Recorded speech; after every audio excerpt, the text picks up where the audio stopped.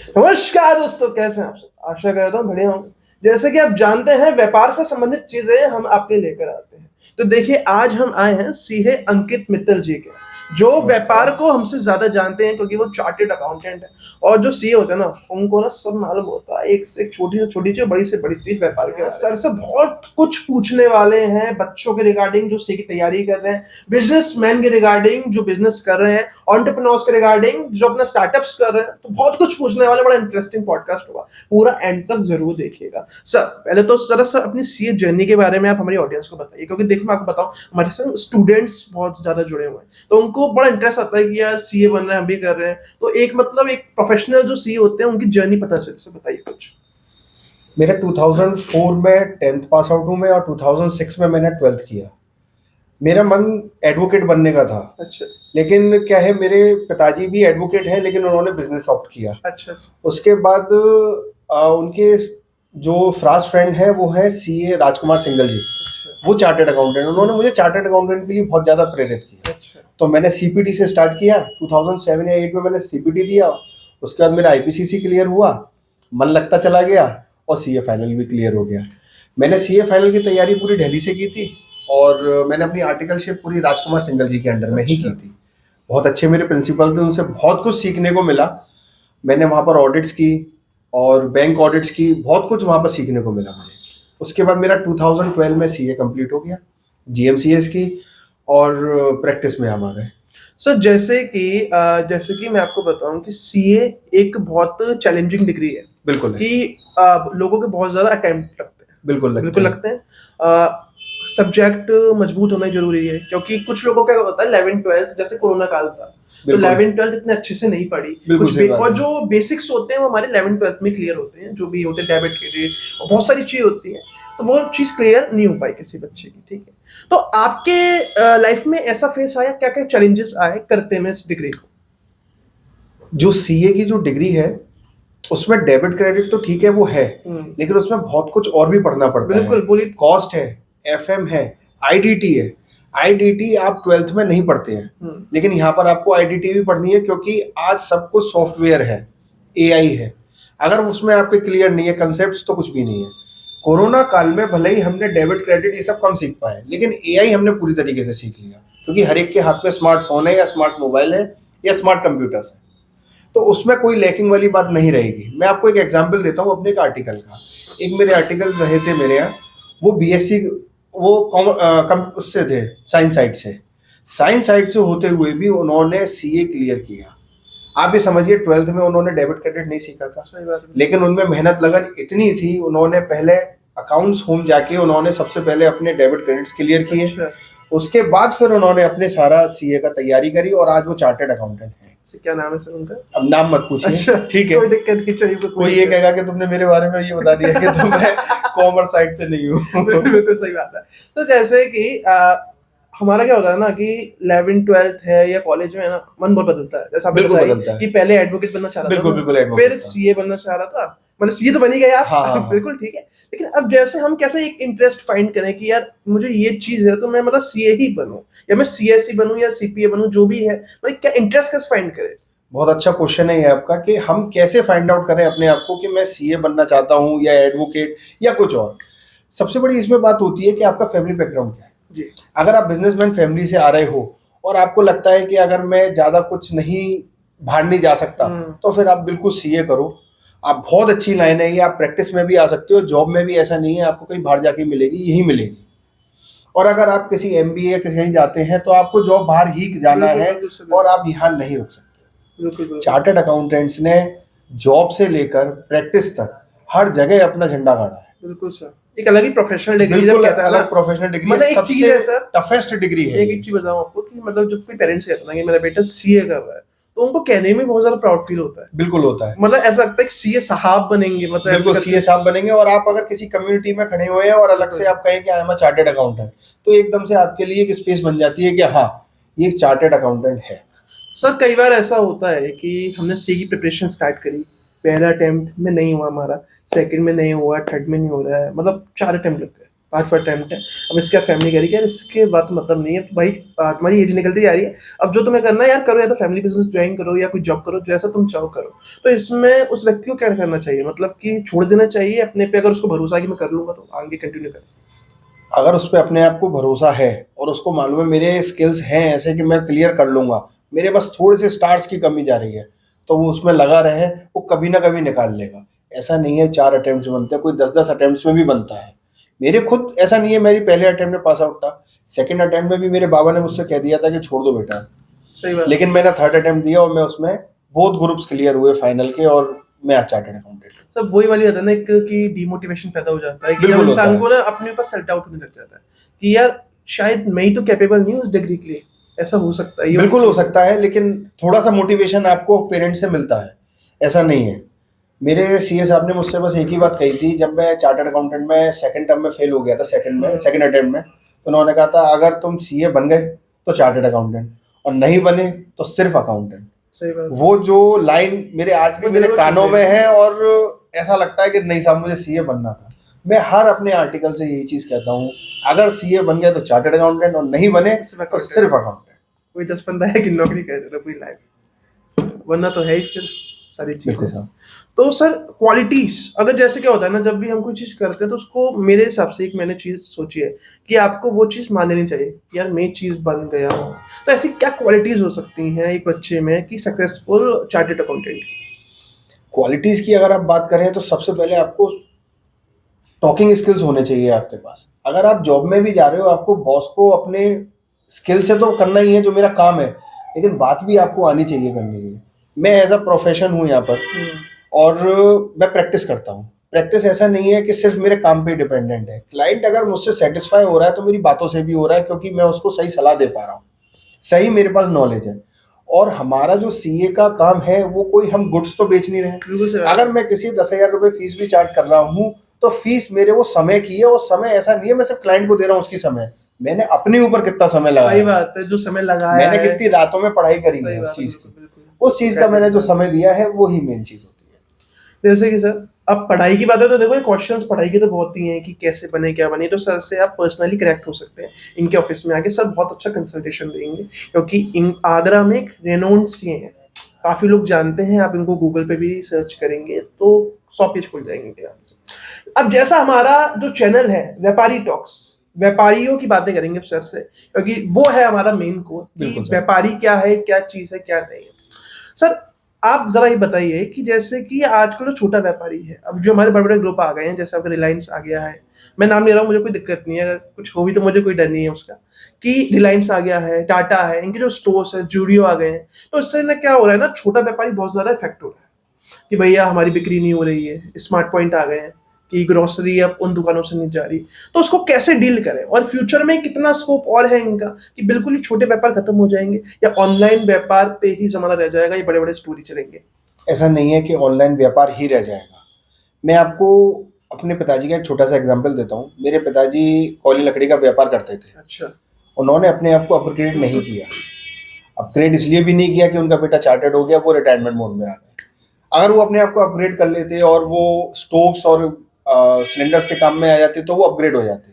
उन्होंने अपने आप को अपग्रेड नहीं किया और उनका बिजनेस बंद हो गया। आप बदलते जमाने के संग अपग्रेडेशन जरूरी है, डायनेमिक। मैं हाँ बिल्कुल सर, मैं अगर चार्टर्ड अकाउंटेंट हूँ और मैं सोचूं आज भी मैं लाल वाले बही खातों से काम करवाऊं क्लाइंट से, और मैं खुद काम करूं, तो शायद मैं मार्केट में सर्वाइव नहीं कर पाऊंगा।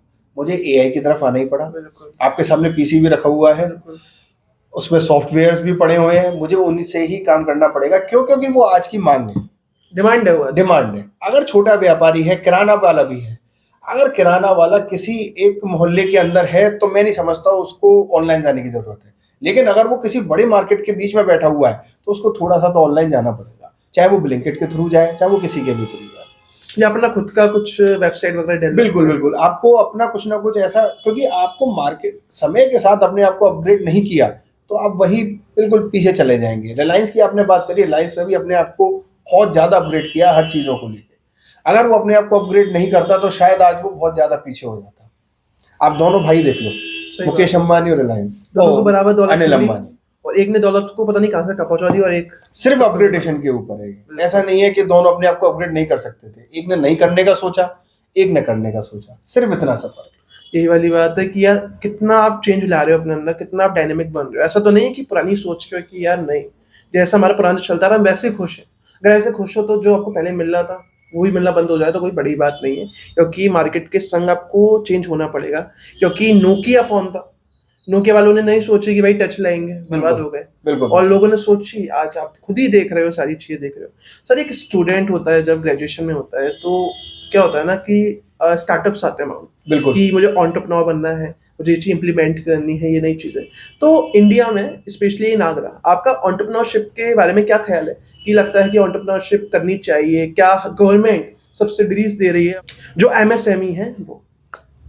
गवर्नमेंट सब्सिडीज भी दे रही है और एंटरप्रेन्योर्स जो नए आ रहे हैं उनको बहुत ज़्यादा मोटिवेट कर रही है। कैसे कर रही है? जितनी भी हमारी मैन्युफैक्चरिंग कंसर्न्स हैं उनको उन्होंने एक गिफ्ट सब्सिडी दे रखी है। गिफ्ट तो मैं बोल रहा हूँ, एक सब्सिडी दे रखी है। अगर आपने कोई भी मशीनरी परचेज की है और वो आपके प्रोडक्शन को बढ़ा रही है तो आप 8 लाख रुपए तक की सब्सिडी ले सकती है। अच्छा, ये बहुत बड़ा अमाउंट है। सही बात। अगर किसी इंसान ने 20 लाख रुपए की मशीन खरीदी तो गवर्नमेंट उसको 8 लाख रुपए एज सब्सिडी दे रही है। अगर कोई सोलर प्लांट लगाना चाहता है तो गवर्नमेंट उसको भी सब्सिडी दे रही है। अब एंटरप्रेन्योर्स की बात कीजिए तो जितने भी एमबीएस हैं, इंजीनियर्स हैं, वो कुछ साल जॉब करते हैं और अपना कोई ना कोई एक स्टार्टअप जरूर लेके आते हैं वो। और उनके स्टार्टअप इतने अच्छे होते हैं कि वो एमएनसीज भी उनको लेके चली जाती है कि आप हमारे संग आके काम कीजिए। बिल्कुल।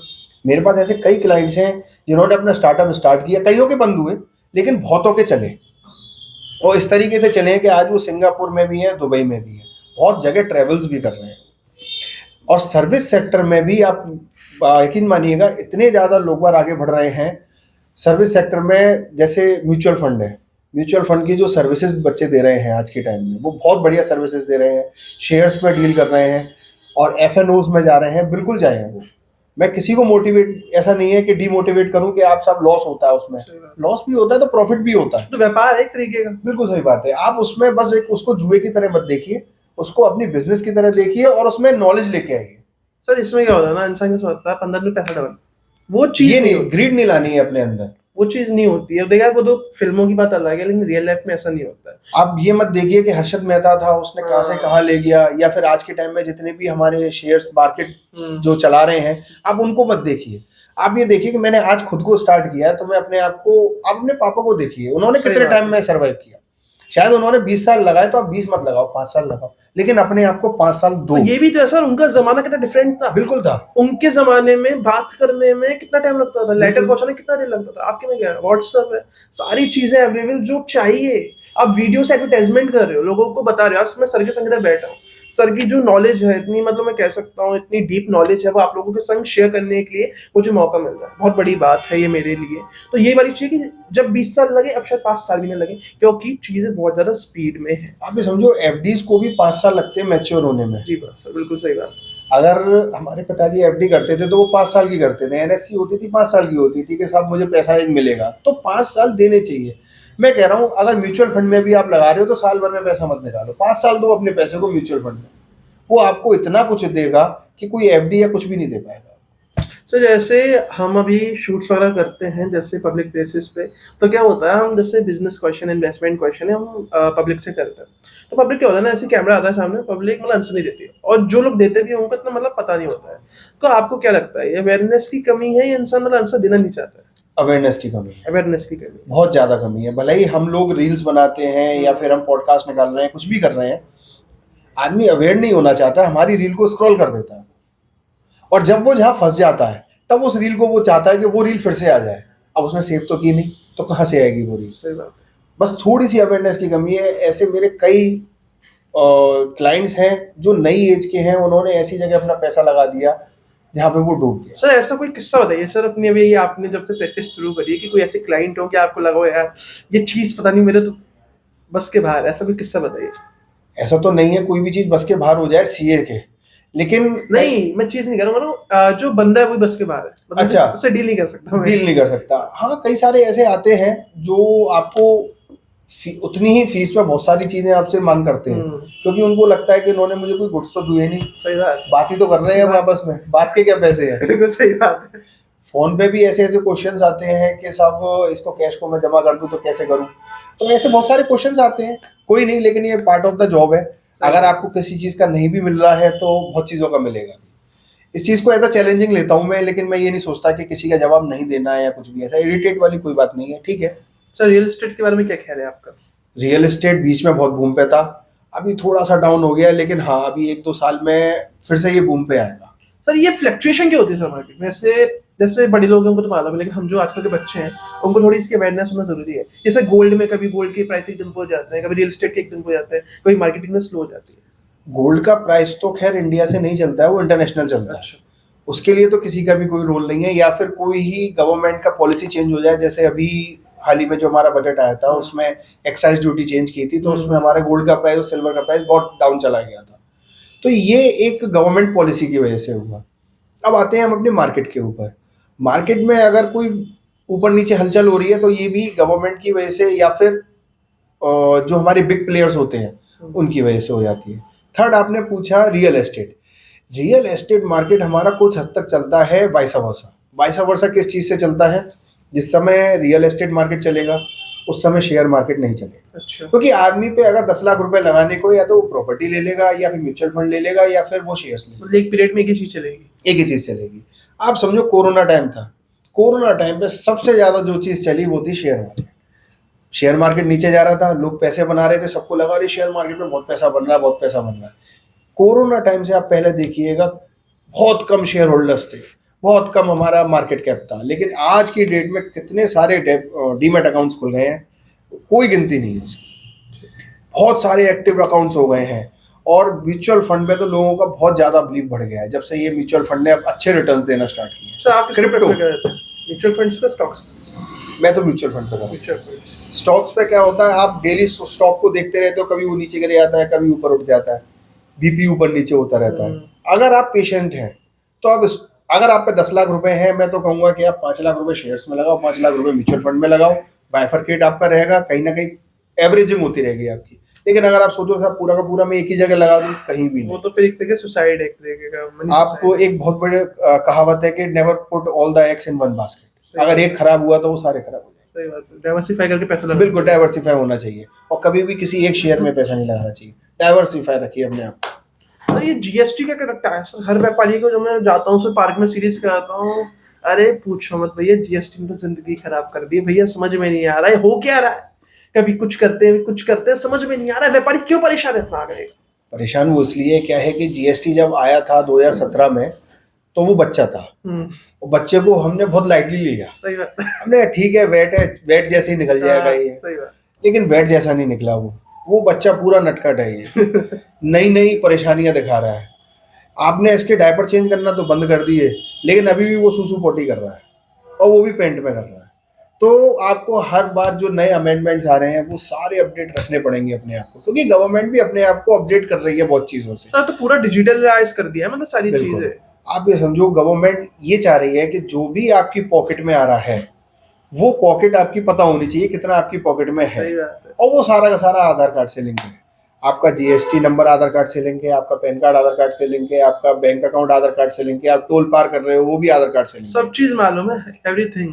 मेरे तो पिताजी ये भी कह रहे थे कि आगे चल के बच्चों की शादियां जन्मपत्री से नहीं आधार कार्ड से होगी। आधार कार्ड एक्सचेंज हुए तो उससे पता चल जाएगा कि आपके पास कितना अकाउंट चल रहे हैं, कितना आपका टर्नओवर है, सब चीज आधार कार्ड, सब चीज पता चल जाएगी आधार कार्ड से। जन्मपत्री से कुछ नहीं। रास्ता है सर बचने का व्यापारी का, बच जाए कुछ हो जाए। देखो हमारा काम बचाना है, फंसाना नहीं है, लेकिन ऐसा कुछ नहीं होता है कि हम बच जाएं। जी बिल्कुल, आप टैक्स पे कीजिए, बहुत जरूरी है टैक्स पे होना। टैक्स पे नहीं होगा तो हमारी इकोनॉमी भी ग्रो नहीं करेगी, और जो हम चाह रहे हैं कि सड़कें चौड़ी हों, मेट्रोज आए या कुछ भी डेवलपमेंट्स हो, तो वो हमारे पैसे से ही होगी, गवर्नमेंट पे कोई से नहीं है। वो बात तो सही है सर, लेकिन आप जानते हैं कंपटीशन का दौर है, मार्जिन रहे हैं ना के बराबर। क्योंकि मैं भी एक बिजनेस फैमिली से बिलोंग करता हूँ, तो मैं जानता हूँ व्यापारियों की क्या स्थिति है। इंसान क्या हो रहा है इस समय, तो मतलब इतना नंगा हो गया है कि जिम से दे रहा है दूसरे आदमी को गिराने के लिए। बिल्कुल। अब इसमें भैया मार्जिन वैसे ही 100 रुपए की चीज बेची, 2-3 रुपए का मार्जिन, और उसमें भैया 1.5 रुपए का टैक्स दे दो आप, तो वो चीज कहाँ तक सही वाली बात है ना। तो इससे क्या मतलब कुछ है या मतलब ऐसे चलता रहेगा? ये चलता रहेगा, ये चलता ये रुकेगा? ये नहीं रुक सकता, और रुकना अब रोक भी नहीं सकते अब इस चीज को, क्योंकि गवर्नमेंट ने जो जीएसटी है या वैट था वो सब प्रॉफिट पे टैक्स है। आपको जितना प्रॉफिट हो रहा है उस पर आपको टैक्स देना है, सही बात है, कह रही है। चाहे वो इनकम टैक्स हो चाहे वो जीएसटी। देखो यार, क्या होता है ना, अभी मैंने कहा था कि स्टूडेंट्स की बात नहीं करेंगे, लेकिन भैया मेरे भाई बहन मुझे इतने प्यारे हैं कि दिमाग में ना क्वेश्चन मेरे आ ही जाता है। एक क्वेश्चन बड़ा मेरे दिमाग में इसमें आया है कि सर जैसे किसी का सीए क्लियर नहीं हो पाता है, ठीक है, तो उसके बाद उस पर क्या करियर ऑप्शन रह जाते हैं कि वो परस्यू कर सकता है। उसको इन फैमिली में नहीं जाना, बिजनेस नहीं करना उसको, और उसको जॉब भी नहीं करनी, उसको कुछ ऐसा काम करना है कि यार एज अ फ्रीलांसर मैं काम कर लूँ और मेरी अच्छी खासी इनकम हो जाए उससे।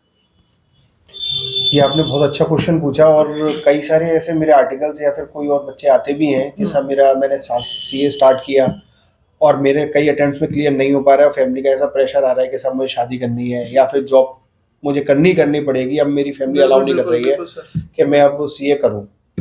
जो है वो एक AACA करके कोर्स है।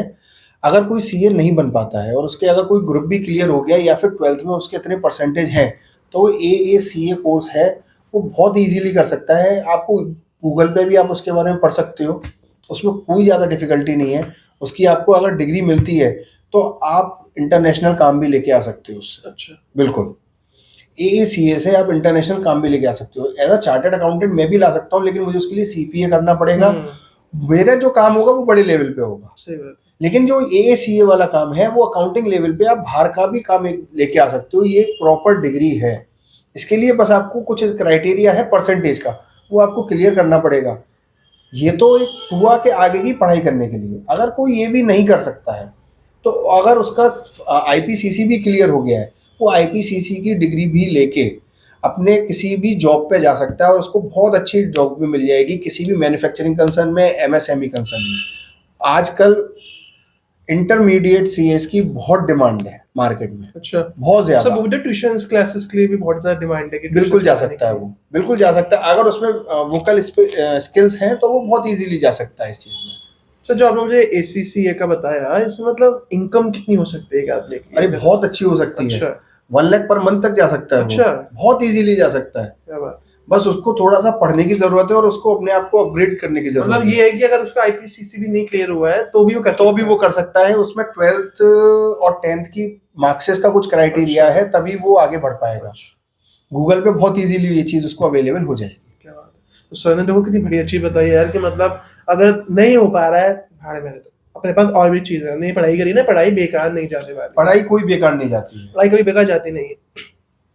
तो जैसे कि थोड़ा गवर्नमेंट पे आऊंगा मैं जी। ऐसे अभी जो हमारी फाइनेंस मिनिस्टर है निर्मला सीतारमण, बिल्कुल। उन्होंने भी एक स्टेटमेंट दिया था कि जो हमारा पुराना जो इनकम टैक्स एक्ट है 1961 उसको अबॉलिश कर देंगे और 2025 से हमारा न्यू एक्ट आएगा DTC act, direct tax code act. तो उसका क्या इफेक्ट पड़ने वाला है? स्टूडेंट्स जो पढ़ाई कर रहे हैं, व्यापारी जो टैक्स देते हैं, और एक इंडिविजुअल। स्टूडेंट्स पे पहले तो आपने पूछा, स्टूडेंट्स के लिए बहुत ज्यादा चैलेंजिंग हो जाएगी ये चीज, क्योंकि जो अभी वो बच्चे पढ़ रहे हैं वो आगे उनके लिए पढ़ाई बिल्कुल चेंज हो जाएगी। सब्जेक्ट्स चेंज हो जाएंगे उनके। जो इनकम टैक्स है वो पूरा का पूरा जहां तक है TDS बेस्ड रह जाएगा। आपको TDS ही देना है, इनकम टैक्स बहुत ही ज्यादा नाम मात्र को रह जाएगा। दूसरी बात आपने कहा कि चार्टर्स पे क्या इफेक्ट आएगा। चार्टर्स को भी पूरी पढ़ाई करनी पड़ेगी, अपने आप को बहुत ज्यादा अपग्रेड करना पड़ेगा और अपने क्लाइंट्स को सबसे ज्यादा समझाना पड़ेगा। जो सबसे मेन चीज होगी क्लाइंट्स को समझाना, बहुत ज्यादा हम लोगों को मेहनत करनी पड़ेगी इस चीज में। लास्ट आपने पूछा था एंटरप्रेन्योर्स, इंडिविजुअल्स और इन सब पे क्या फर्क पड़ेगा। इन सब के ऊपर भी अच्छा खासा फर्क पड़ेगा, सबसे ज्यादा TDS के ऊपर, और उनके ऊपर कंप्लाइंसेस बहुत बढ़ने वाली है। जो इनकम टैक्स हर साल का हम पे कर रहे थे, आगे चल के हो सकता है ये TDS हम हर महीने पे कर रहे हैं। जो क्लाइंट मुझसे सिर्फ साल के आखिर में जाके मिलता है कि साहब मेरा ये बैंक स्टेटमेंट है, ये रहे मेरे अकाउंट्स और आप इसको क्लियर करो, अब हो सकता है उसको मुझे हर महीने मिलना पड़े TDS से रिलेटेड। तो सर इंसान व्यापार कर भी पाएगा, नहीं कर पाएगा, छोड़ देगा व्यापारी? नहीं, व्यापार तो करेगा जैसा वो करता आ रहा है। व्यापार कोई नहीं छोड़ता है। लग नहीं रहा ना कि देखिए पहले GST रहता हमारा, अब ये DTC एक्ट आ रहा है, फिर कुछ और आ जाएगा, तो मुझे लगता है व्यापारी को छोड़ना पड़ेगा व्यापार। नहीं, व्यापार छोड़ना नहीं पड़ेगा, बल्कि व्यापार करना उसके लिए बहुत ज्यादा आसान हो जाएगा। कैसे आसान हो जाएगा? बैठ के टाइम पे टर्नओवर सर्टिफाई नहीं हो पाता था, आपको बहुत सारे डॉक्यूमेंट्स बैंकर्स को देने पड़ते थे अपने लोन के लिए। आज उसको अपना आप GST का ID पासवर्ड दीजिए, इनकम टैक्स का ID पासवर्ड दीजिए, आपकी नेटवर्थ वो निकाल लेता है कितनी है, आपका साल में टर्नओवर कितना चल रहा है वो निकाल लेता है, ऑनगोइंग बिजनेस है ये भी निकाल लेता है।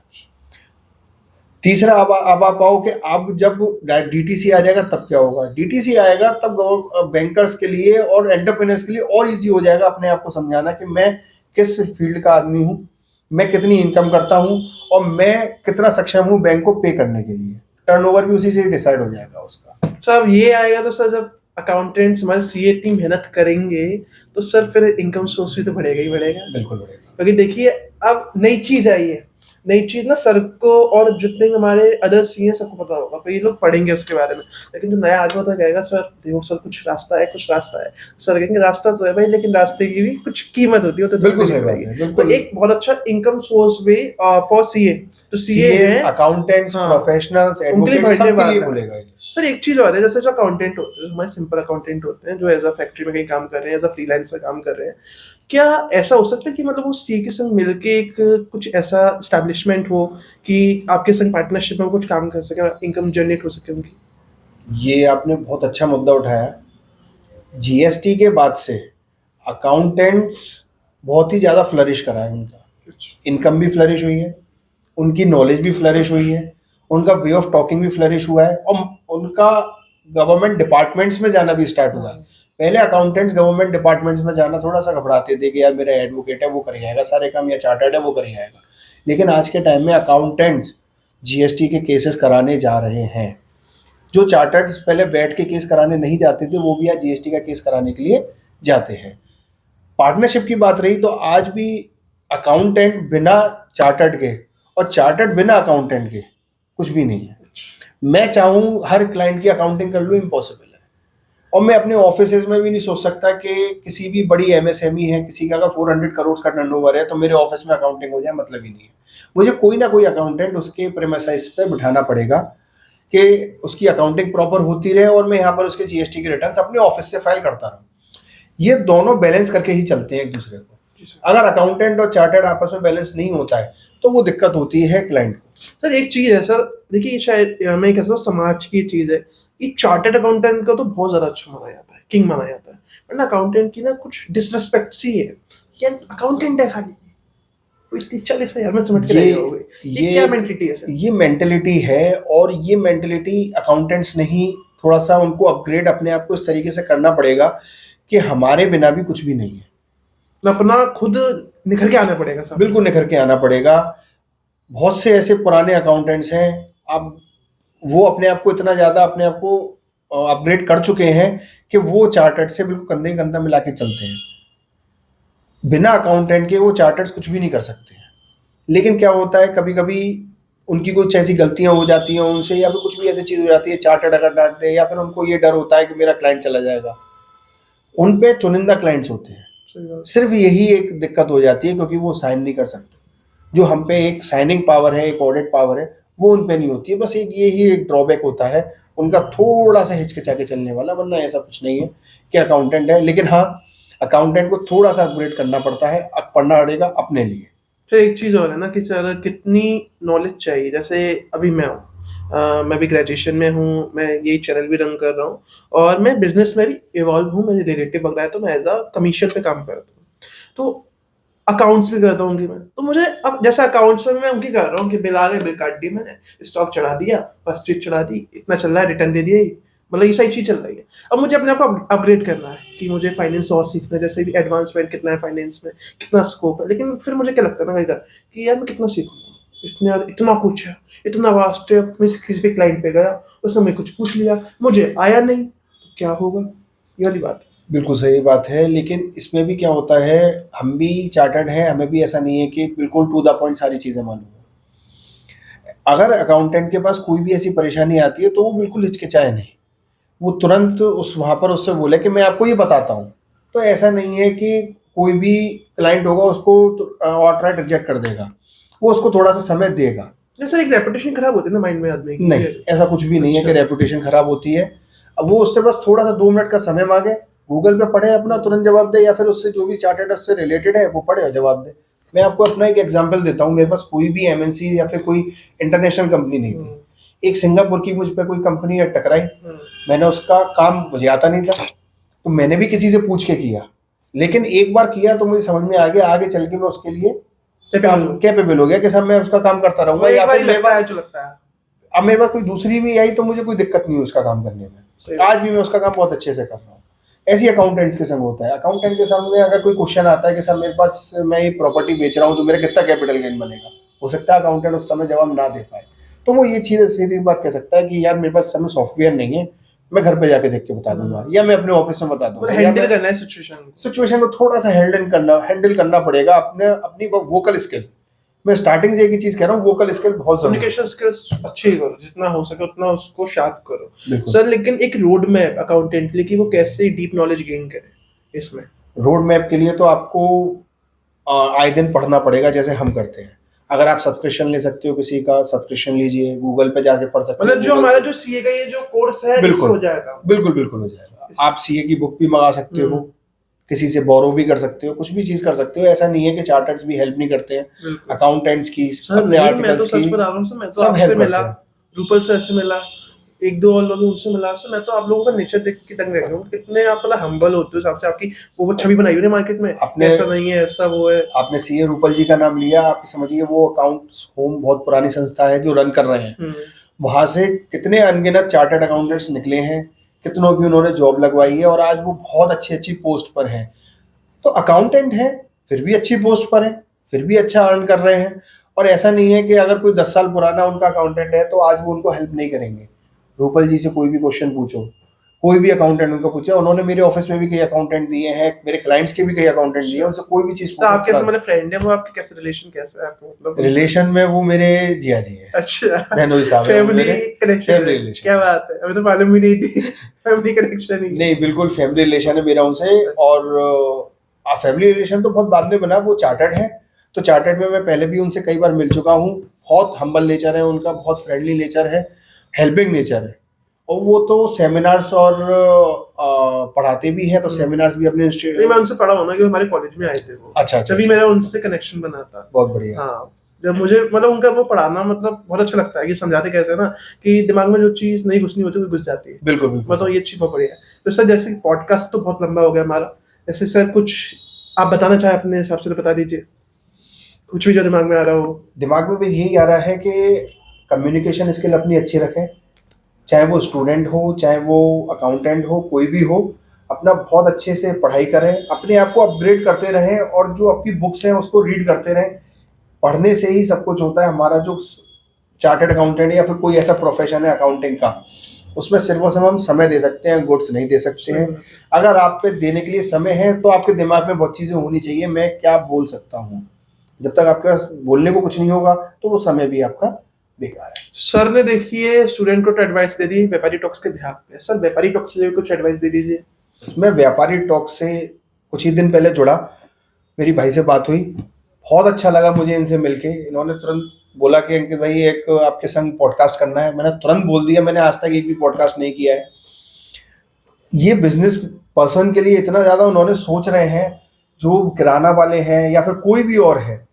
मैं कहूँगा कि आप लोग भाई से जुड़िए, उनके चैनल से जुड़िए, और आगे भी हम मिलते रहेंगे। सर अपने यूट्यूब चैनल को बता दीजिए। मेरा तो यूट्यूब चैनल वेकअप कंसल्टेंस था, जो कि मैंने स्टार्ट किया था। कुछ वीडियोस भी डाले थे, लेकिन कुछ अपने इसमें प्रोफेशन में फंस गए, लेकिन आगे भी मैं इसको कंटिन्यू करूंगा और भाई के संग जरूर आगे बढ़ेंगे हम इस चैनल। और सर का ऑफिस कमला नगर में है, ओम डायग्नोस्टिक के बगल में। आप आकर कंसल्टेशन ले सकते हैं सर से, ठीक है।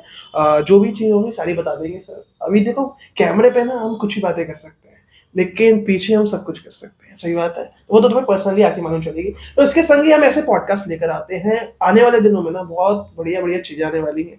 कुछ पॉलिटिशियंस के संग पॉडकास्ट आने वाले हैं, हिंट दे दिया है, आएंगे जरूर, ठीक है। तो बने रहना, फॉलो करके जाओ, सब्सक्राइब करके जाओ, और व्यापारी टॉक्स की फैमिली के संग जुड़ जाओ। नमस्कार दोस्तों। नमस्कार।